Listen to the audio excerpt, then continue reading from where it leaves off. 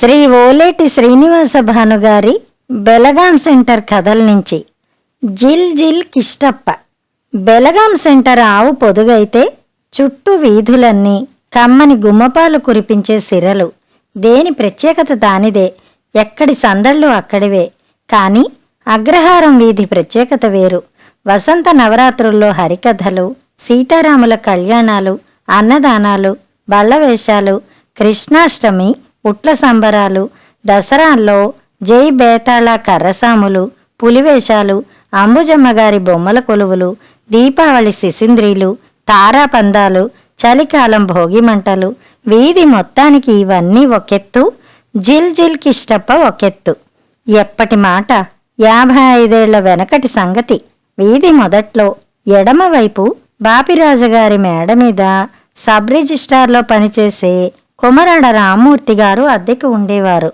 బహుదొడ్డ మనిషి. ఉత్తరం వాటాలోని ఆ ఇంటి తలుపు తెరవగానే అంతెత్తున కనిపించేవారు. ఎవరి కావాలి బాబూ అని అడిగేవారు. తెలిసిన మొహమే అయితే. ఒరే కిష్టప్ప అని వీధి బాల్కనీలో పిట్టలతో పిల్లులతో ఆడుకుంటున్న కొడుకుని కేకేసి ఫలానా వాళ్ళ అబ్బాయి వచ్చాడని చెప్పేవారు.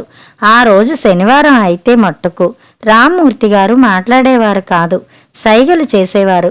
చాన్నాళ్ల క్రితం శనివారం నాడు ఆయన శ్రీమతి చనిపోయారట. అర్ధాంగి మీద ప్రేమతో ఆయన రెండో పెళ్లి చేసుకోలేదని, ప్రతి శనివారం మౌనవ్రతం పాటిస్తారని ఆ రోజుల్లో చెప్పుకునేవారు. కొడుకు కిష్టప్పకి, కూతురు సుగుణమ్మకి ఆయనే తల్లి తండ్రి. మనిషి గంభీరం, మాట నిదానం. కొడుకు కిష్టప్ప ఉన్నాడే, తండ్రి గారికి పూర్తిగా విరుద్ధం. వాడో సరదాల పుట్ట, బుర్ర నిండా జోకులే. ఎలాంటి వాళ్లనైనా ఇట్టే ఆట పట్టించేవాడు. కిష్టప్ప వీధిలోకి ఎప్పుడొస్తాడా అని కుర్రాళ్లంతా ఎదురు చూసేవాళ్లు. ఎంతమంది అభిమానులో. ప్రతి ఇంట్లోనూ స్నేహితులే.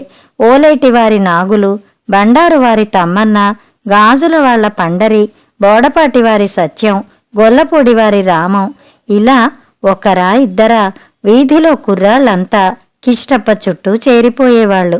ఏం వింతలు చెప్తాడా, ఎలాంటి విశేషాలు చూపిస్తాడా అని కళ్ళింతలు చేసుకునేవాళ్లు.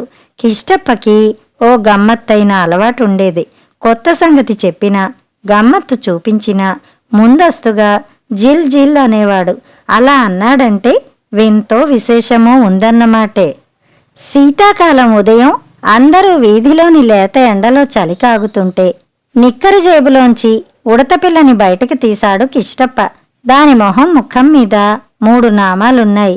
ఇదేమిట్రా అని అడిగితే, రాములవారు దీని వీపు మీద గీతలు గీసి ముఖాన్ని నాకు వదిలేశారు అన్నాడు. ఇంకోసారి వానాకాలంలో బెలగాం హైస్కూల్ నేరేడు చెట్టు కింద కళ్ళు తెరిచిన కుక్కపిల్లని ఎత్తుకొచ్చి దానికో వింత పేరు పెట్టి పిల్లి మొగ్గలు వేయటం, రింగులోంచి దూరటం, మంటల మించి దూకడం, అలాంటి ఫీట్లు నేర్పించాడు. అలాగే నరసిపురం వెళ్లే తోవలో అగురు వాళ్ల తమలపాకు తోటల దగ్గర మైనగోరల్ని, చిలకల్ని పట్టి తెచ్చి చిత్ర విచిత్రాలు చేయించాడు. ఇక వేసంగి సెలవులొస్తే కిష్టప్ప వాళ్ల ఇల్లు టూరింగ్ టాకీసే. ఎండలో అద్దాన్ని ఉంచి తలుపు కన్నంలోంచి చీకటి గదిలోకి వెలుతురు గొట్టాన్ని ఫోకస్ చేసి ఎక్కడ్నించో సంపాదించిన ఫిల్మ్ ముక్కల్ని గోడ మీద పెద్ద సైజులో చూపించేవాడు. వాటికి తన జిల్ జిల్ కామెంట్లు జోడించి కడుపుబ్బా నవ్వించేవాడు. ఈ వినోదాలేవీ ఉచితం కాదు. అర్ధనా అనా టిక్కెట్లు పెట్టేవాడు. వాటిని సొంతంగా తయారు చేసి పెద్ద రబ్బరు మీద బ్లేడుతో జిల్ జిల్ అనే అక్షరాలు చెక్కి ఇంకు ప్యాడ్ మీద ఒత్తి టిక్కెట్ల మీద స్టాంప్ వేసి మరీ అమ్మేవాడు. కిష్టప్పది పక్కా బిజినెస్ బ్రెయిన్. దీపావళికి నెల రోజుల ముందే తన బిజినెస్ గురించే అనౌన్స్ చేసేవాడు. అడ్వాన్సులు తీసుకునేవాడు. కిష్టప్ప తయారు చేసిన దీపావళి సామాన్లకి మంచి గిరాకీ ఉండేది. వాడి శిశింద్రీలు తారాజువ్వలతో పోటీ పడేవి. తారాజువ్వలు తారల్ని తాకేవి. వెన్నమతాబులు, చిచ్చుబుడ్లు, ముత్యాల పందిళ్లు వేసేవి. ఎక్కడి నుంచో తేలికపాటి దేవదారు ప్యాకేజీ చెక్కలు సంపాదించి వాటిని కాల్చి బొగ్గులు చేసేవాడు. వాళ్ళ నాన్నగారి ఆఫీసు నుంచి పాత దస్తావేజు కాగితాలు మోపు చేసి శిశింద్రి డొక్కలు, పాత పేక ముక్కలతో తారాజువ్వ డొక్కలు, న్యూస్ పేపర్లతో వెన్నమతాబు గొట్టాలు సొంతంగా తయారు చేసేవాడు. సైకిల్ మీద పార్వతీపురం టౌన్కి వెళ్ళి మేలి రకం సురేకారం, గంధకం, బీడు, ఆముదం, ఖాళీ మట్టి చిచ్చుబుడ్లు కొని తీసుకొచ్చేవాడు. కల్వంలో మందుగుండు సామాన్లు బాగా నూరి వస్త్రక్షాళితం పట్టి సరైన పాళ్లల్లో కలిపేవాడు.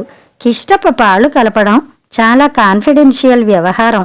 మిగతా పనుల్లో మిత్రుల సహాయం తీసుకున్నా పాళ్లు కలిపినప్పుడు మాత్రం ఎవ్వరినీ దరిదాపుల్లోకి రానిచ్చేవాడు కాదు. అది కిష్టప్ప ట్రేడ్ సీక్రెట్. మేడ మీద బాల్కనీలో ఒక్కడే కూర్చుని త్రాసులో తూకాలు వేసేవాడు. ఇక్కడితో అయిపోలేదు. కిష్టప్ప దగ్గర చాలా విద్యలుండేవి. మ్యాజిక్లు, మిమిక్రీలు, పుస్తకాలకి అట్టలు వేయటం, అందంగా బైండింగ్ చేయడం లాంటివన్నమాట. స్కూళ్లు తెరిచే సీజన్లో కిష్టప్పకి చేతి నిండా పని. డబ్బులిచ్చి వాడి చేత పుస్తకాలకి ముస్తాబు చేయించుకునేవాళ్లంతా. ఇన్ని విద్యలున్న కిష్టప్పకి చదువెందుకో వంటబట్టింది కాదు. తెలివైనవాడే, కాని పరీక్షల్ని, మార్కుల్ని తేలిగ్గా తీసుకునేవాడు. ఏడాదంతా గాలికి తిరగడం, ఆఖరి నిమిషంలో పుస్తకాలు ముందేసుకుని 4 ముక్కలు ముక్కున పెట్టుకోవడం, అత్యవసర మార్కులతో అయిందనిపించుకోవడం, ఇది కిష్టప్ప తంతు. బాగా చదువుకోరా అని ఎవరైనా సలహా ఇస్తే సబ్ రిజిస్ట్రార్ ఆఫీసులో రేపు మా నాన్న రిటైర్ అయితే మనకా ఉద్యోగం గ్యారంటీ అనేవాడు. తడుముకోకుండా మాట్లాడడం, తడబడకుండా గట్టెక్కడం కిష్టప్ప స్పెషాలిటీ. ఓ ఏడాది సంక్రాంతి సెలవుల తర్వాత బేలగాం హైస్కూల్ తెరిచారు. పిల్లలకి అర్ధ సంవత్సరం పరీక్షల ప్రోగ్రెస్ కార్డులు ఇచ్చారు. పేరెంట్ గార్డియన్ సంతకం తీసుకురమ్మన్నారు. ఒరేయ్ వినండి, ఇవాళ సోమవారం, 3 రోజులు టైం ఇస్తున్నాను. ఏటి శుక్రవారం నాటికల్లా సంతకాలు చేయించి కార్డులు తీసుకొచ్చియాలా అన్నారు కిష్టప్ప వాళ్ళ క్లాస్ టీచరు వడ్డి కృష్ణమూర్తి మాస్టారు. ఆయన కిష్టప్ప చేతిలో కార్డు పెడుతూనే, ఏట్రా ఈ మార్కులు, ఈ ఏడాది పబ్లిక్ ఎగ్జామ్స్, ఏదో గెలికితే లాభం లేదు. మీ నాన్న మంచాడని నీకు పాస్ మార్కులు వెయ్యరు. పుస్తకాలకు గట్టిగా అట్టలేసేవా, వచ్చే సంవత్సరానికి కూడా పనికి రావాలి అన్నారు క్లాస్ టీచర్. పిల్లలందరూ ఆడపిల్లలైతే నవ్వుతూనే ఉన్నారు. కిష్టప్పకి పెద్ద సమస్య వచ్చి పడింది.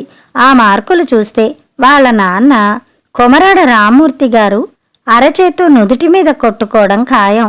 ఆయన చేత ప్రోగ్రెస్ కార్డు మీద సంతకం చేయించాలి. అది కిష్టప్ప ముందున్న అతిపెద్ద సమస్య. 3 రోజులు గడిచాయి. శుక్రవారం రానే వచ్చింది. పిల్లలందరూ సంతకాలు చేయించిన కార్డులు తీసుకొచ్చారు, ఒక్క కిష్టప్ప తప్ప. ఆ రోజు వాడసలు స్కూలుకే రాలేదు. స్కూలు వేళకే బయలుదేరాడు. స్కూలు గేటు వరకు వచ్చాడు. లోపలకు రాకుండా డిఎస్పీ గారి బంగ్లా వైపు తిరిగి రైల్వే ట్రాక్ పట్టాడు. దాని మించి నడుచుకుంటూ పార్వతీపురం టౌన్కి వెళ్ళిపోయాడు. అక్కడ నవరత్న హాల్ ఎదురుగా కమలా సర్కస్ రాబోతోంది. డేరాలు వేస్తున్నారు. ఏనుగులు, ఒంటెలు ఆకులు మేస్తున్నాయి. బోనుల్లో పులులు, సింహాలు ఉన్నాయి. వాటిని చూస్తూ సాయంత్రం వరకు కాలక్షేపం చేశాడు కిష్టప్ప. మన్నాడు శనివారం స్కూల్కి వచ్చి బుద్ధిమంతుడిలా ప్రోగ్రెస్ కార్డు వడ్డి కృష్ణమూర్తి మాస్టారికి అందచేసి అమాయక చక్రవర్తిలా చేతులు కట్టుకు నిల్చున్నాడు. మాస్టారు కార్డు వైపు చూశారు. కె రామ్మూర్తి సంతకం ఉంది. ఏట్రా, మీ నాన్న రిమార్కు రాయలేదు, నిన్ను గాలి కొగ్గీశాడా అని అడిగారు మాస్టారు. కిష్టప్ప తలగొక్కున్నాడు. భయం నటించాడు. వెధవా, చదువు మానిపించేస్తానంటూ తిట్టారు మాస్టారు అన్నాడు. అలా అంటూనే మెల్లిగా వెనక బెంచీలో సీటుకి తిరిగొచ్చాడు. తిట్టడం కాదురా, 4 ఎయ్యాలా అంటూ మాస్టారు బోర్డు వైపు తిరిగి ఆల్జీబ్రా సూత్రం రాయడం మొదలుపెట్టారు.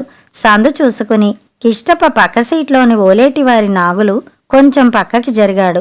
కిష్టప్పని గిల్లాడు. గిల్లి గొంతు తగ్గించి, గొప్పగా కోసేవురా, నేను చూడలేదనుకున్నావా? ఉదయాన్నే మీ నాన్న ఆఫీసు పని మీద బొబ్బిలి బస్సు ఎక్కుతుండగా నువ్వాయన వెంట పడ్డావు. చేతిలో ప్రోగ్రెస్ కార్డు పెట్టి హడావిడిగా సంతకం చేయించుకున్నావు. గుసగుసలాడాడు. కిష్టప్ప తడుముకోలేదు. తేలిగ్గా తీసుకున్నాడు. ఇవాళ శనివారం, మా నాన్నకి మౌనవ్రతం.